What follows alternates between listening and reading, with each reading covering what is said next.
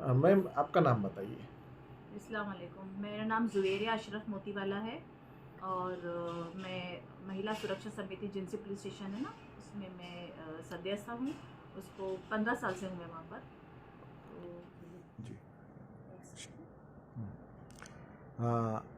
बाजी, हाल ही में जो मणिपुर की घटना हुई है, दर्दनाक घटना थी, इसको आप किस नज़र से देखते हैं? आप महिलाओं के लिए बहुत सारा काम करते हैं, एक सोशल वर्कर है, क्या कहेंगे? आप लोगों ने सभी ने देखा। मुझे नहीं लगता कोई भी जो भी इंसान जो ह्यूमन होगा वो ये सब चीज़ें देख के उसको तकलीफ़ नहीं होगी। डेफिनेटली बहुत पेनफुल है। पर जब ये चीज़ें होती हैं ना, इतनी पेनफुल चीज़ें, तो उसके पीछे स्टोरी भी उतनी पेनफुल होती है। तो डेफिनेटली इसमें तो सरकार को अपना उनको सरकार को पता भी है।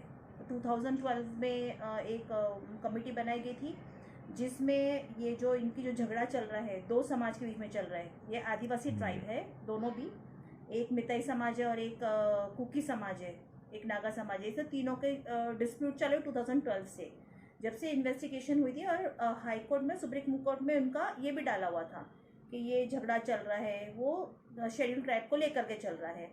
तो वो 2012 से लेकर अभी तक वो झगड़ा चालू है, जिसमें सेंट्रल गवर्नमेंट ने उन्होंने अपना राय पेश की 3 मई को, कि भाई उन्होंने सिर्फ अपनी राय पेश की थी। उन्होंने कोई ये नहीं दिया था कि भाई ये आपको ऐसा करना है, या हम आपको स्केड्यूल ट्राइब का आपको ये दे देते हैं, एक आपको यानी आपको रिजर्वेशन मिलता है। बेसिक उनको रिजर्वेशन चाहिए था।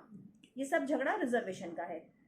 तो ये 3 तारीख से झगड़ा स्टार्ट हुआ है, यानी जो हद से ज़्यादा खराब जो झगड़ा बोला जाता है वो 3 तारीख से स्टार्ट हुआ है, जिसमें 3 पुलिस चौकियाँ लूटी गई।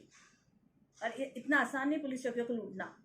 वो जो एम्फाल गांव है उसमें 3 पुलिस चौकियाँ लूटी गई, जिसमें से पूरा असला जो हमारी सेफ्टी के लिए जो गवर्नमेंट उनको सप्लाई करती है पुलिस को, वो इतना सारा लूटा गया और उसी को इन लोगों के अगेंस्ट यूज़ किया गया जो ये आदिवासी लोगों के खिलाफ था। तो जब इतना सारा उन पर जुल्म हुआ तो डेफिनेटली वो आउटबर्स्ट तो कहीं ना कहीं निकलेगा ही। तो आपने जब वीडियो देखे तो आपने उसमें नोटिस नहीं किया कि ये 3 औरतों के साथ में जो हो रहा है, जिसमें ये 3 आदमी लोग कर रहे हैं, उनको एनकरेज जो पीछे कर रही है वो पब्लिक आपको नॉर्मल दिख रही थी वो पब्लिक, और उनको पुलिस साथ में खड़ी थी जो उनको सपोर्ट कर रही थी। Is it normal? सबसे बड़ा प्रॉब्लम तो यही है कि ये अच्छा इनको क्यों कर रहे थे, सबको छोड़ के ये 3 औरतों को और वो आदमियों के पीछे क्यों पड़े थे? ये 5 लोग जब इनके पास दंगाई जब पहुंचे तो ये 5 लोग भाग के ये एक थुम्बोल गांव का एक पुलिस स्टेशन है। सारा फसाद की जड़ वो थुम्बोल पुलिस स्टेशन जो है ना गांव का, वहीं से स्टार्ट हुआ है। ये 5 लोग भाग के गए पुलिस स्टेशन में, उनकी एफआईआर तो दर्ज नहीं किया वो लोगों ने। इनफैक्ट ये जो देशी लोग थे, पूरे आदिवासी लोग जो बिल्कुल अपने काबू में नहीं थे, ये पुलिस वालों ने उठा के ये 5 लोगों को इनके हवाले कर दिए। उसके बाद तो आप लोगों ने देखे क्या हुआ। वो 5 लोगों में जो एक 20 साल वाली बच्ची थी जिनके साथ में सबसे ज्यादा खराब हाल हुआ, उसके बाप को और उसके भाई को शायद उंगली के सामने मारा गया, उसका बुरा हाल किया। और वो 2 औरतें जो थी दूसरी, उनको पता नहीं क्या रहम आया, उनको रहम तो आई वुड नॉट से कि उनको रहम है। और इतना ही बुरा हाल करना चाहिए ये लोगों का। सबसे पहले थुम्बुल पुलिस स्टेशन का जो ये हुआ है, इस पे इन्वेस्टिगेशन होनी चाहिए। ये लोग अपनी सेफ्टी के लिए है कि अपने अगेंस्ट खड़े करने के लिए है? This is very wrong.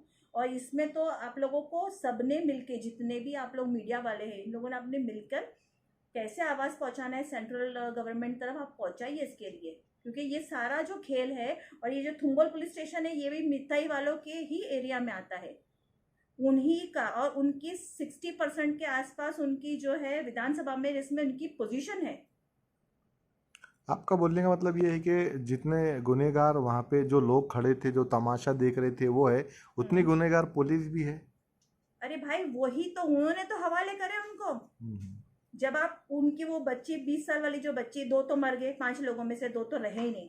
अब जो हम्म। 3 लेडीज बची हुई थी वो 14-15 दिन के बाद वो थोड़े होश में आए। उसके बाद जब उन्होंने ये कार्रवाई करे, 15 दिन के बाद ये थुम्बल पुलिस स्टेशन वालों ने उसकी एफआईआर लिए। इसके बाद में 80, करीब 80 दिन यानी 79 डेज के बाद ये सब बाहर आया, ये वीडियो वायरल हुआ, ये सब हुआ। आप जैसा कोई ने किसी ने किया होगा, थोड़ा सा वीडियो वायरल किया होगा तो ये इधर तक पहुंचा।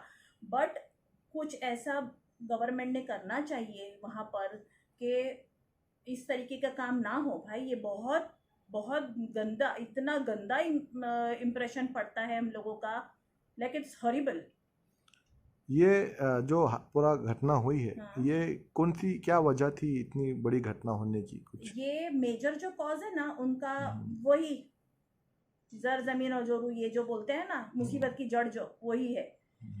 ये जो है दो समाज के लोग हैं, एक ये है मिथाई जो है ना, वो 1949 में जब मणिपुर, आपको पता होगा, जब ये अपना पार्टीशन हुआ, पार्टीशन के बाद में ये नेपाल की तरफ था, तो मणिपुर को इंडिया ने 1949 में लिया अपने इंडिया के अंदर में। तो जब इनको लिया ना, इससे पहले ये मितई और ये कुकी और नागा समाज, ये तीनों चार ऐसे और भी छोटे छोटे बहुत सारे समाज हैं उनके, तो ये सारे आदिवासी शेड्यूल्ड ट्राइब में थे। तो जब इनको हम लोगों ने 1949 में लिए, तो गवर्नमेंट से पता नहीं कुछ चूक हुई होंगी या वॉटेवर, उनका जो स्टडी होगा उस टाइम के, ये लोगों को, जो मिताई समाज के लोग थे ना, इनको इसमें से शेड्यूल्ड ट्राइब में से बाहर निकाल गए, यानी रिजर्वेशन के बाहर निकल गए। तो जब ये रिजर्वेशन के बाहर निकल गए ना, तो उनके पास राइट्स नहीं रहे पहाड़ियों में जमीन खरीदने के लिए। अब इतने साल से तो अक्ल नहीं थी, अब धीरे धीरे सब अक्ल आ रही है। तो पूरा जो मणिपुर है उसमें आपको पता होगा कि नहीं, इट्स लाइक पूरा एक घाटी है, पूरा चारों तरफ से पहाड़ी इलाका है, और अराउंड 15 to 20% लैंड बीच में है, एम्फाल करके जगह आती है। तो अभी ये ऐसा है कि 60% जो है नॉन रिजर्वेशन वाले लोग हैं, और जगह जो है 80% जो है खरीद नहीं सकते, 80% जगह 60% लोग नहीं खरीद सकते। तो ये सारी जो झगड़ा है ना, वो वहीं से स्टार्ट हुआ है। महाराष्ट्र, सॉरी, इंडियन गवर्नमेंट को आपका क्या मैसेज है? देखो, वो सरकार चला रहे हैं, डेफिनेटली उनको सारा कुछ पता है, पर अगर वो नहीं ऐड कर सकते जो कुछ भी है, लेकिन अगर उनको नहीं भी लेना, तो उनको, मेरे को ये लगता है कि इंडिया का कोई भी इंसान को इंडिया में जगह लेने के लिए क्यों रोका जाए। वो स्टेट का बंदा, इतना तो बड़ा कश्मीर के तो लेके तो बहुत चर्चे चलते हैं कि कश्मीर में इंडिया के लोग, बाकी लोग, तुम स्टेट के लोगों को स्टेट में जगह नहीं खरीदने देते, तो ये क्या बात हुई? ये भी तो गौर करो ना। इंडिया के लोग कश्मीर में जगह नहीं ले सकते, इसमें तो बहुत बड़े बड़े नारे, मोर्चे लग चुके हैं इन सब चीजों के।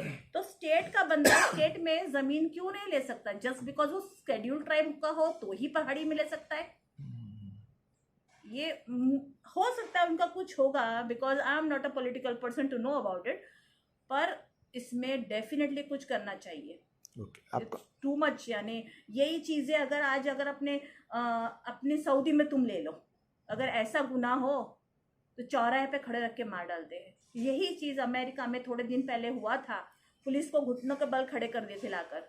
वाई ये इंडियन ऐसी पुलिस अपनी, अस्तगफिरुल्लाह, अल्लाह माफ करे।